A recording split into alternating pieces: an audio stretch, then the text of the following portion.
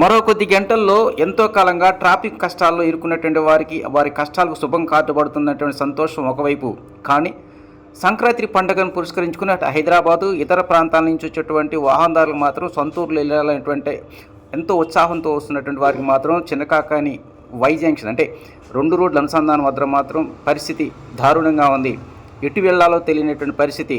ఎటు తెలియనటువంటి పైనుంచి విమానాలు కనుక రూట్ తెలియక చక్కర్లు కొట్టే విధంగా మాత్రం వాహనదారులు ఎటు వెళ్లాలో తెలియని పరిస్థితితో నిన్న సాయంత్రం నుంచి ఈరోజు ఉదయం వరకు చక్కర్లు కొడుతూ ఉన్నారు. వారి యొక్క పరిస్థితి వర్ణనాతీతం అని చెప్పుకోవాలి. అయితే ఈరోజు మధ్యాహ్నం నుంచి మాత్రం ఎన్హెచ్ అధికారులు మాత్రం ఈ వాహనదారులకు ఊరటను కలిగించేటువంటి పరిస్థితి తీసుకురానున్నారు.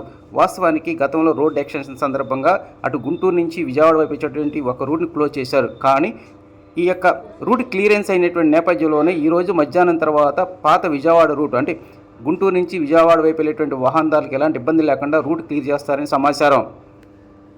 హైదరాబాద్ వైపు నుంచి గుంటూరు ప్రకాశం జిల్లా వైపు వెళ్ళేటువంటి అన్ని రకాల వాహనదారులు మాత్రం ఈ కొత్త బైపాస్ రోడ్డు మీద అంటే వెంకటపాలెం దగ్గర నుంచి చిన్నకాకాని అనుసంధానం రోడ్ల వరకు ప్రశాంతమైన వాతావరణంలో వస్తున్నారు. కానీ అక్కడి నుంచి వచ్చిన తర్వాత మాత్రం కష్టాలు మొదలవుతున్నాయి. రోడ్డు నిర్మాణ పనులు పూర్తి కాని నేపథ్యంలో ఎటు వెళ్లాలో తెలియని పరిస్థితి.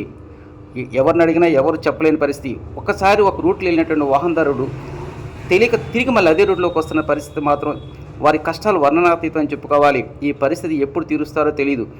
కానీ ఈ 4 రోజులు మాత్రం అటు హైదరాబాద్ నుంచి ఇటువైపు వచ్చేవాళ్ళు కావచ్చు, మరో 2 రోజుల తర్వాత గుంటూరు ప్రకాశం నుంచి హైదరాబాద్ వెళ్ళే వాళ్ళకి మాత్రం ఈ కష్టాలు తప్పెట్టుగా లేవు.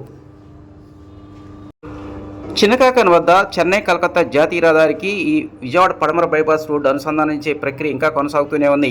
అయితే సంక్రాంతి పండుగను పురస్కరించుకొని గుంటూరు వైపు నుంచి వచ్చేటువంటి వాహనాలు హైదరాబాద్ వెళ్ళడానికి ఈ నూతన హైవే మీద ఉన్నటువంటి 2 లైన్లు ఒక లైన్ మాత్రం సంక్రాంతి పండుగ నుంచి ఇవ్వడానికి అవకాశాలు ఉన్నాయని హైవే అధికారులు ఇప్పటికే ప్రకటించారు.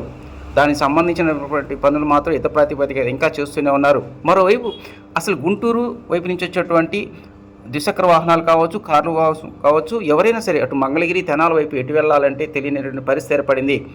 అధికారులు చెప్తున్నటువంటి కథనం ప్రకారం ఈ విజయవాడ పడమర బైపాస్కి పడమర వైపు ఉన్నటువంటి సర్వీస్ రోడ్డు గుండా హైలాండ్ రోడ్డులో ఉన్నటువంటి అండర్ పాస్ నుంచి తిరిగి తూర్పు వైపు ఉన్నటువంటి చెన్నై కలకత్తా జాతీయ రహదారికి సర్వీస్ రోడ్డు మీద నుంచి మంగళగిరి లేదంటే తెనాల వైపు వెళ్లాల్సిన పరిస్థితి ఉంటుందని వారు చెప్తూ ఉన్నారు. ఇది మాత్రం కొంత కన్ఫ్యూజ్ చేసే పరిస్థితి మాత్రం ఈ ప్రాంత వాహనదారులకు సాధారణ ప్రజానికానికి మాత్రం ఏర్పడిందని చెప్పుకోవాలి.